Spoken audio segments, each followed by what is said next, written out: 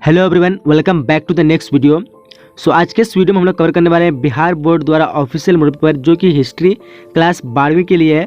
इस वीडियो में हम लोग जो कवर करेंगे टोटल ऑब्जेक्टिव क्वेश्चन जो कि आपके 60 ऑब्जेक्टिव क्वेश्चन है और सब्जेक्टिव क्वेश्चन का भी यहाँ पे बताएंगे कुछ उसका कैसे लिखना है। तो चलिए इस वीडियो को पूरे अंत तक देखिए। मुझे उम्मीद है कि आपने इस वीडियो को पूरी तरह से अगर देख लेते हैं आपके बोर्ड एग्जाम में काफ़ी क्वेश्चन इसी से आएंगे, क्योंकि बिहार बोर्ड का जो ऑफिशियल मॉडल पेपर होता है उससे तो आपको 50% क्वेश्चन तो मिल ही जाती हैं। तो इसलिए अगर आप लोग तैयारी नहीं भी किए हैं तो इस मॉडल पेपर की सारी आपकी तैयारी काफ़ी अच्छी हो जाएगी। तो इस वीडियो को पूरे ध्यान से देखिए, अंत तक देखिए, ताकि आपको कोई से प्रश्न छूटे नहीं।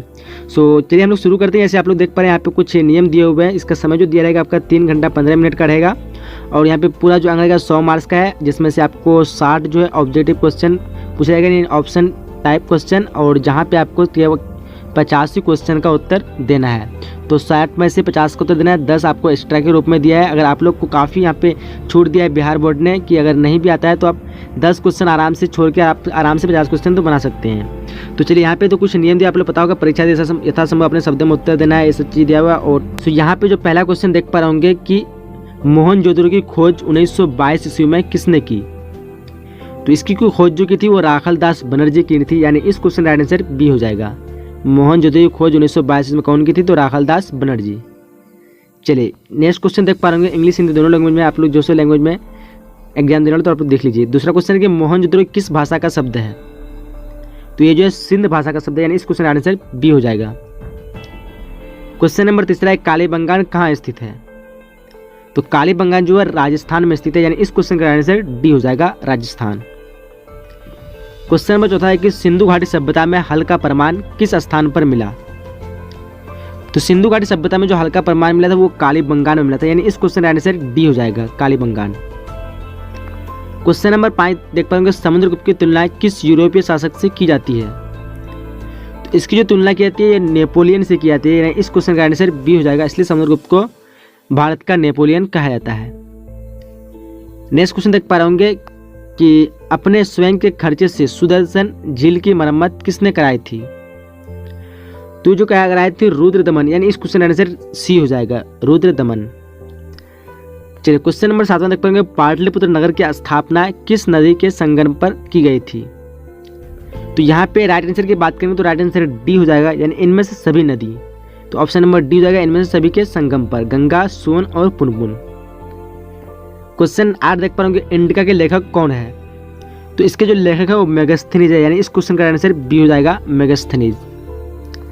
चलिए उसके बाद क्वेश्चन नंबर 9 देख पाएंगे, अशोक किस वंश का शासक था, तो आसान सा क्वेश्चन है, पता होगा आप सभी को, ये मौर्य वंश का शासक था, जो कि इसके संस्थापक जो थे वो चंद्रगुप्त मौर्य थे, यानी इस क्वेश्चन का आंसर सी हो जाएगा। क्वेश्चन नंबर 10 देख पा रहे होंगे, द्रौपदी किसकी पत्नी थी, तो द्रौपदी थी वो इनमें से सभी की पत्नी थी, अर्जुन, भीम, नकुल। द्रौपदी जो है 5 के पति थे, 5 यहाँ पे जो दिया पांडव जो दिए थे पांडव लोग, तो इसमें से 5 लोग के पति थे, यानी यहाँ पे 3 दिया है, तो इस क्वेश्चन का आंसर डी हो जाएगा, इनमें से सभी की। क्वेश्चन नंबर 11 देख पा रहे होंगे, अभिमन्यु किसका पुत्र था, तो अभिमन्यु जो था वो अर्जुन का पुत्र था, यानी इस क्वेश्चन का आंसर ए हो जाएगा। चलिए नेक्स्ट क्वेश्चन देख पा, क्वेश्चन है 12वां कि महाभारत के लेखक कौन है, तो इसके जो लेखक है वह वेद व्यास, यानी इस क्वेश्चन का आंसर सी हो जाएगा, वेद व्यास।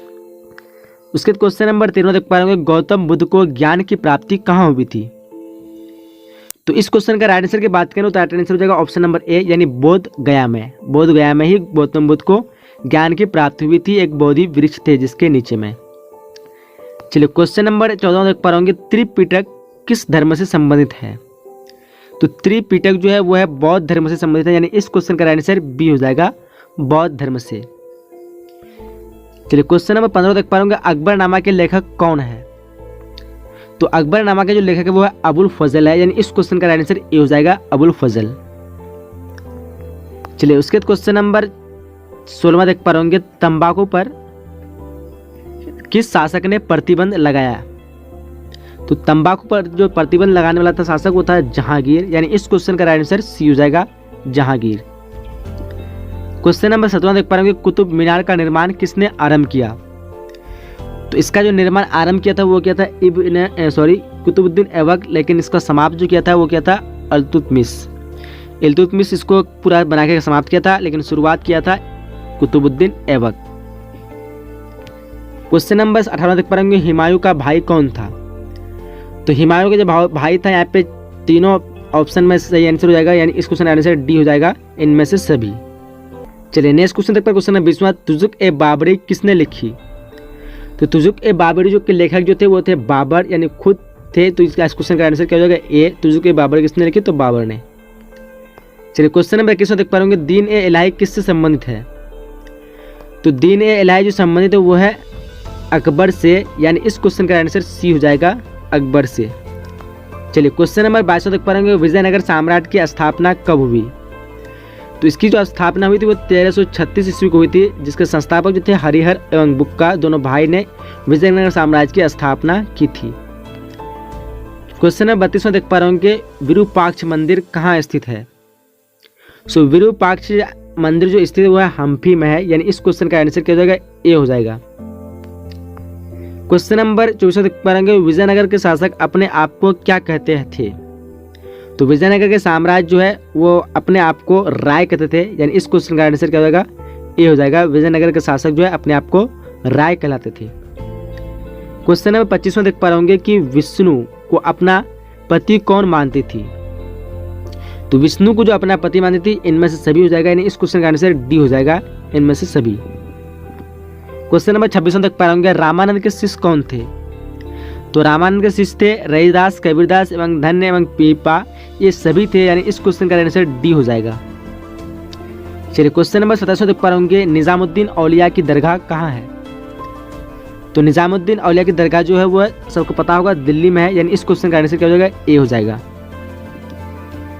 चलिए उसके क्वेश्चन नंबर 28 देख पा रहे होंगे, इब्न बतूता किस देश का यात्री था? तो इब्न बतूता जो था वो मोरक्को का यात्री था, यानी इस क्वेश्चन का आंसर क्या हो जाएगा? ए हो जाएगा, मोरक्को। इब्न बतूता किस देश का यात्री था? तो मोरक्को।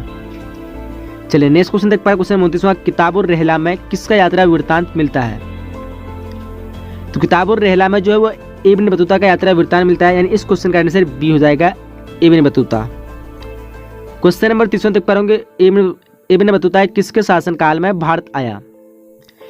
तो ये जो आया था मोहम्मद बिन तुगलक के शासनकाल में, यानी इस क्वेश्चन का आंसर ए हो जाएगा, ऑप्शन नंबर ए 30 का राइट होगा।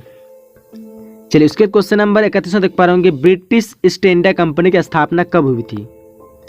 तो ब्रिटिश ईस्ट इंडिया कंपनी की तो स्थापना हुई थी 1600 ईस्वी को हुई थी, यानी इस क्वेश्चन का आंसर क्या हो जाएगा? ए हो जाएगा। चलिए नेक्स्ट क्वेश्चन देख पा रहे, क्वेश्चन नंबर 32वां, संथाल विद्रोह का नेता कौन था? तो इसका जो नेता था वो था सिद्धू एवं कन्हू, सिंधु एवं कन्हू, यानी इस क्वेश्चन का आंसर क्या हो जाएगा? ए हो जाएगा, सिद्धू एवं कन्हू। चलिए क्वेश्चन नंबर 33 देख पा रहे होंगे, माहलवाड़ी बंदोबस्त को किसने लागू किया? तो माहलवाड़ी बंदोबस्त को जो लागू करने वाले थे वो थे मार्टिन वर्ड, यानी इस क्वेश्चन का आंसर ए हो जाएगा, मार्टिन वर्ड। चलिए उसके क्वेश्चन नंबर 34 देख पा रहे होंगे, उलगुलाल विद्रोह का नेता कौन था? तो उलगुलाल विद्रोह का नेता जो था वो था बिरसा मुंडा, यानी इस क्वेश्चन का आंसर डी हो जाएगा, बिरसा मुंडा। क्वेश्चन नंबर 35 देख पा रहे होंगे, दमिन एकू क्या था? तो ये जो था एक भूभाग था, यानी इस क्वेश्चन का आंसर ए हो जाएगा, भूभाग। दमिन एकू क्या था? तो भूभाग राइट आंसर होगा। चलिए क्वेश्चन नंबर 36 देख पा रहे होंगे, बिहार में 1857 के विद्रोह का नेता कौन था? तो यहाँ पे सही आंसर की बात करेंगे तो सही आंसर इनमें से कोई नहीं हो जाएगा, यानी डी हो जाएगा। बिहार के जो थे 1857 तो थे वीर कुंवर सिंह, बट यहाँ पे वीर कुंवर सिंह नहीं दिया हुआ है, और 1857 के इन लोगों का तो जन्म ही नहीं हुआ था किसी का। सो यहाँ पे राइट आंसर क्या हो जाएगा? डी हो जाएगा, इनमें से कोई नहीं। क्वेश्चन नंबर 37 देख पा रहे होंगे, रानी लक्ष्मीबाई को और किस नाम से जाना जाता था? तो उसको यहाँ पे छबीली, मनु, उसके बाद मणिकर्णिका, ये सभी नामों से जाने जाते हैं, यानी इस क्वेश्चन का आंसर डी हो जाएगा। 37 का क्या होगा? Option number D. चलिए क्वेश्चन नंबर 38 देख पा रहे होंगे, 1857 के विद्रोह को किसने प्रथम भारतीय स्वतंत्रता संग्राम कहा है? सो यहाँ पे 4 ऑप्शन दिया हुआ है, इनमें से कौन सा ऑप्शन सही है? सो इसका आंसर आप लोगों को कमेंट बॉक्स में देना है, फिर मैं अगले वीडियो में बता दूंगा कि कौन इसका आंसर सही दिए हैं, अगर आपने वीडियो को पूरी तरह से देखा है तो। चलिए क्वेश्चन नंबर 49 देख पा रहे होंगे, 1857 की क्रांति आरंभ हुई, तो ये जो आरंभ जो हुई थी वो हुई थी 10 मई को, यानी इस क्वेश्चन का आंसर ए हो जाएगा, 10 मई। चलिए क्वेश्चन नंबर 40 देख पा रहे होंगे, कलकत्ता में अंग्रेजों के किला का नाम क्या था? तो कलकत्ता में जो अंग्रेजों के किला का नाम था वो था फोर्ट विलियम, यानी इस क्वेश्चन का आंसर सी हो जाएगा, फोर्ट विलियम। उसके बाद क्वेश्चन नंबर 41 में देख पा रहे होंगे, भारत की राजधानी कलकत्ता से दिल्ली कब स्थानांतरित हुई। तो भारत की राजधानी तो कलकत्ता से दिल्ली स्थानांतरित हुई थी, वो हुई थी 1911 ईस्वी को, यानी इस क्वेश्चन का आंसर सी हो जाएगा 1911। चलिए क्वेश्चन नंबर 42 में देख पा रहे होंगे, पुर्तगालियों ने गोवा पर कब अधिकार किया। तो पुर्तगालियों ने गोवा पर अधिकार किया था 1510 ईस्वी को, यानी इस क्वेश्चन का आंसर बी हो जाएगा 1510 ईस्वी। क्वेश्चन नंबर 43 देख पा रहे होंगे, वास्को डी गामा भारत कब पहुंचा था। तो वास्को डी गामा जब भारत जो पहुंचा था, असल जो रियल टाइम कुछ बताएं तो यहाँ पे जो था 20 मई 1498 को पहुंचा था, बट यहाँ पे ऑप्शन में नहीं दिया हुआ आपका 20 मई, 17 मई 1498 दिया है, तो आप यहाँ पे 17 मई लगा सकते हैं, लेकिन सभी जगह जहाँ पे आपको देखने को मिलेगा हमेशा सभी जगह 20 मई। सो यहाँ पे इनमें से कोई नहीं ऑप्शन दिया है, सो इसमें से कोई नहीं भी हो सकता है, लेकिन यहाँ पे 20 मई असल है, तो आप लोग डी भी यहाँ पे ऐसा क्वेश्चन पूछ दिया है कि, तो यहाँ पे आप लोग डी लगा दीजिए, क्योंकि 20 मई को हुआ था, यहाँ पे इनमें से कोई नहीं दिया, तो इस हिसाब से आपका डी आंसर सही हो जाएगा। चलिए क्वेश्चन नंबर 44 से देख पाएंगे, अखिल भारतीय स्तर पर पहली जनगणना कब हुई। अखिल भारतीय स्तर पर पहली जनगणना जो हुई थी वो हुई थी 1872 ईस्वी को, यानी इस क्वेश्चन का आंसर बी हो जाएगा। चलिए नेक्स्ट क्वेश्चन देख पाए, क्वेश्चन नंबर 45 हुआ कि महात्मा गांधी की आत्मकथा किस भाषा में है।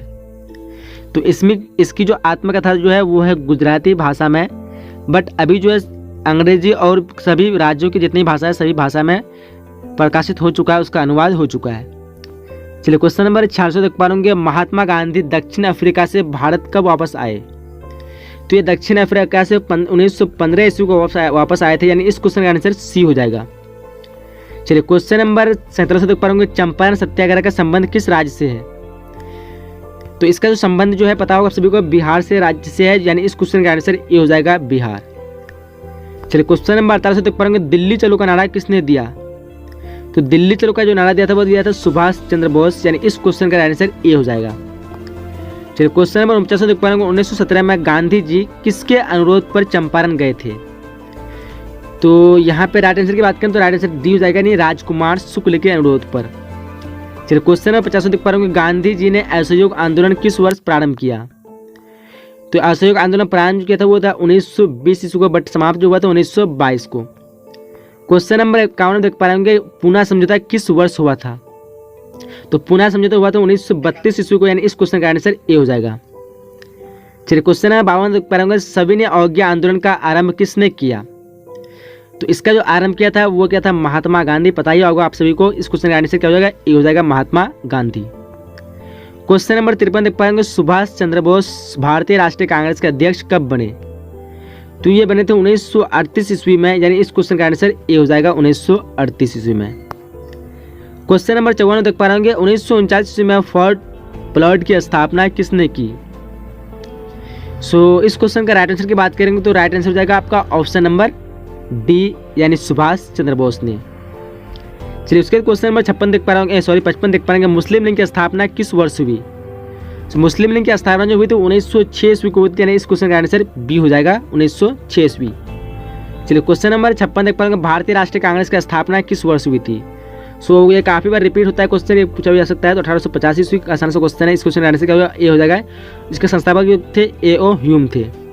चलिए क्वेश्चन नंबर 57 देख पाएंगे, कैबिनेट मिशन भारत किस वर्ष आया, यानी कैबिनेट मिशन किस वर्ष भारत आया था। तो जो भारत आया था 1945 को आया था, यानी इस क्वेश्चन का आंसर बी हो जाएगा। चलिए क्वेश्चन नंबर 58 देख पा रहे होंगे, संविधान सभा के प्रारूप समिति के अध्यक्ष कौन थे। तो संविधान सभा के प्रारूप समिति के अध्यक्ष की बात करेंगे तो थे भीमराव अंबेडकर, यानी इस क्वेश्चन का आंसर डी हो जाएगा, बी.आर. अंबेडकर।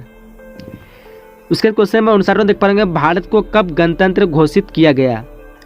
तो भारत को जो आसान से क्वेश्चन है, 26 जनवरी 1950 को गणतंत्र घोषित किया था, काफी लोगों को पता ही होगा। ऑप्शन नंबर ए राइट हो जाएगा। चलिए क्वेश्चन नंबर 60 है, जो कि ऑब्जेक्टिव क्वेश्चन का लास्ट क्वेश्चन देख पाएंगे, स्वतंत्र भारत के प्रथम राष्ट्रपति कौन थे।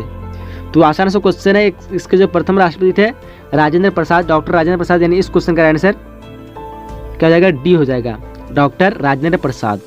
तो यहाँ पे हम लोग 60 क्वेश्चन को कंप्लीट कर चुके हैं। आप देख लेते हैं सब्जेक्टिव क्वेश्चन क्या है, सब्जेक्टिव क्वेश्चन कैसा पूछा जाएगा आप लोगों को। सो सब्जेक्टिव क्वेश्चन जो है आपको 30 क्वेश्चन पूछे जाएंगे, सब्जेक्टिव क्वेश्चन आपको यहाँ पे दिया हुआ है 27 क्वेश्चन, 1 से 27 दिया हुआ है। सो जिसमें से आप लोग को केवल 15 ही प्रश्नों का उत्तर देना है। टोटल आपको 27 क्वेश्चन पूछाएंगे, बट उसमें से आपको 15 प्रश्नों का ही उत्तर देना है, और जो प्रत्येक प्रश्न रहेंगे उसका आपको 2 मार्क्स दिए रहेंगे, जो कि आपका 30 मार्क्स का होगा। चलिए देख लेते हैं कैसा क्वेश्चन आपको पूछाएगा। देखिए, अभिलेख किसे कहते हैं? अभिलेख किसे कहते हैं पता होगा आप सभी को, अगर नहीं पता है तो आप लोग कमेंट कीजिए। मैं अगर चाहते हैं आप लोग यहाँ पे बताऊंगा इसका आंसर, तो वीडियो ज़्यादा लॉन्ग हो जाएगा। सो आप लोग कमेंट कीजिए सब्जेक्ट का, अगर वीडियो चाहते हैं तो मैं अलग से PDF के रूप में बना के आप लोग को दे सकता हूँ। तो चलिए, अभिलेख किसे कहते हैं इसका लिखना है। दूसरा क्वेश्चन है कि हड़प्पा सभ्यता के 4 प्रमुख नगरों के नाम लिखिए। आसान सा क्वेश्चन है। फिर उसके बाद दिया हुआ है कि हड़प्पा सभ्यता के पतन के किन्हीं 2 कारणों को लिखिए। देखिए, हड़प्पा सभ्यता जो है पतन के कई कारण ऐसे है, तो लेकिन 2 कारण आसान से क्वेश्चन है। कई विद्वानों के अनुसार क्या कहा जाता है कि हड़प्पा सभ्यता में काफ़ी सिंधु नदी में काफ़ी भयानक बाढ़ आए थे, जिसके कारण हड़प्पा सभ्यता का पतन हो गया। पहला कारण ये हो गया। दूसरा कारण ये हो सकता है कि काफ़ी एक बार क्या हुआ अचानक कि भूकंप आया, जिसमें वैज्ञानिकों के अनुसार अवशेष मिलते कि भूकंप आया, और भूकंप आने के कारण हड़प्पा सभ्यता पूरे ज़मीन के अंदर धंस गए, जिसके कारण वहाँ पे जितने लोग थे सभी का मृत्यु हो गया, और उसी ज़मीन के अंदर धंस के पूरा हड़प्पा सभ्यता का पतन हो गया। तो ये 2 कारण आप लोग लिख सकते हैं। क्वेश्चन चौथा है कि महाभारत के महत्व को लिखें। क्या महत्व है महाभारत पे? इसके हम लोग ऑब्जेक्ट क्वेश्चन बना दिए हैं, तो काफ़ी उसी यहाँ पे मिलता जुलता क्वेश्चन है, इस जो सब्जेक्ट क्वेश्चन पहले बनाया था। फिर क्वेश्चन 5 में 6ठी शताब्दी ईसा पूर्व के किन्हीं 4 महाजनपदों के नाम लिखें। वर्ण एवं, ये काफ़ी विवेक क्वेश्चन है, इसको आप लोग लिखिएगा। 6ठी शताब्दी ईसा पूर्व के किन्हीं 4 महाजनपदों के नाम लिखिए। वर्ण और जाति में कोई 2 अंतर बताएं। फिर दिया बुद्ध के 4 आर्य सत्यों को बताएं। और आगे क्वेश्चन है, बुद्ध के संदेश या शिक्षाएं भारत में बाहर किन किन देशों में फैला है, 2 नाम लिखें। किन्हीं 2 गुप्तकालीन मंदिरों के नाम लिखिए। फिर आगे क्वेश्चन है कि आईने अकबरी में भूमि को कितने भागों में बांटा गया था, किन्हीं 2 का नाम लिखिए। अकबर के दरबार के 4 नवरत्नों के नाम लिखिए। अकबर ने जजिया क्यों समाप्त किया, 2 कारण बताएं। फिर दिया हुआ विजयनगर साम्राज्य के किन्हीं 2 ऐतिहासिक इमारतों के नाम लिखिए। सूफी आंदोलन के 4 प्रसिद्ध संतों के नाम लिखिए। रेहला की किन्हीं 2 विशेषता को लिखिए। उसके प्लासी युद्ध के 4 कारणों को लिखिए। 1857 के विद्रोह के असफलता के किन्हीं 4 कारणों को लिखिए। फिर है भारत में यूरोपीय उपनिवेश की स्थापना के कोई 2 कारण बताएं। ब्रिटिश काल में बम्बई में निर्मित इंडो सराय शैली कला के 2 भवनों का नाम लिखिए। और भी क्वेश्चन है, ब्रिटिश शासनों के लिए हिल स्टेशन क्यों महत्वपूर्ण थे। फिर क्वेश्चन है, चंपारण आंदोलन क्या कारण था। असहयोग आंदोलन के किन्हीं 4 कार्यक्रम को लिखिए। फिर है, महात्मा गांधी ने असहयोग आंदोलन क्यों वापस लिया। भारतीय सुंदर प्राप्ति में सहायक किन्हीं 4 कारणों को लिखें। शिमला सम्मेलन की असफलता के क्या कारण थे। फिर है, भारत का संविधान 26 जनवरी 1950 को क्यों लागू किया गया था। उसके क्वेश्चन नंबर 27वां है, जो कि देख पाएंगे 2 मार्क्स का अंतिम क्वेश्चन है। भारत के कौन 2 प्रांत अगस्त 1947 में भारत और पाकिस्तान के बीच बांटे गए थे। तो ये आसान सा क्वेश्चन है, 17 क्वेश्चन। अब आते हैं ये जो 5 मार्क्स के क्वेश्चन आपको पूछाएंगे, जो टोटल जो क्वेश्चन रहेंगे आपको 28 से 35, यानी आपको यहाँ पे 4 प्रश्नों का उत्तर देना है और 8 प्रश्न आपको पूछे जाएंगे। तो देखिए 5 मार्क्स से कौन से क्वेश्चन आपको पूछे जा सकते हैं। चंद्रगुप्त मौर्य की जीवन एवं उपलब्धियों का वर्णन करें। महावीर स्वामी के उपदेशों का वर्णन करें। मुगल काल के जमींदारों की स्थिति का वर्णन कीजिए। अस्थायी बंदोबस्त के गुण एवं दोष की विवेचना कीजिए।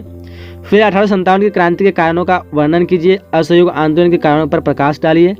आज़ाद हिंद फौज का कार्य एवं उपलब्धियों का वर्णन कीजिए। द्वितीय विश्व युद्ध के समय मुस्लिम लीग की राजनीतिक गतिविधियां की विवेचना कीजिए। फिर आगे क्वेश्चन समाप्त हो गया है।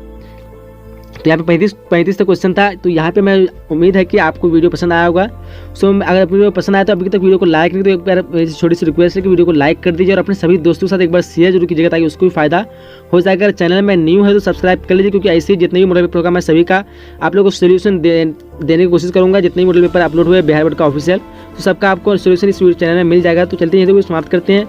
मिलेंगे अगले नए वीडियो में। तब तक के लिए जय हिंद, जय Bharat and thanks for watching.